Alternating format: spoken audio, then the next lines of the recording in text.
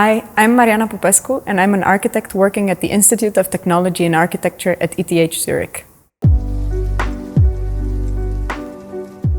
I start my day with a nice cup of coffee, and I chat with my colleagues about the projects we work together on.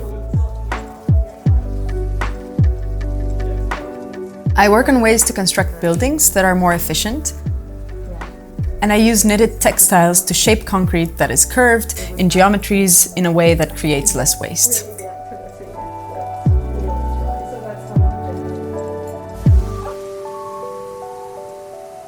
The part that I like the most about my work is coming up with new solutions together with the colleagues from completely different fields and testing them out in the real world with physical prototypes.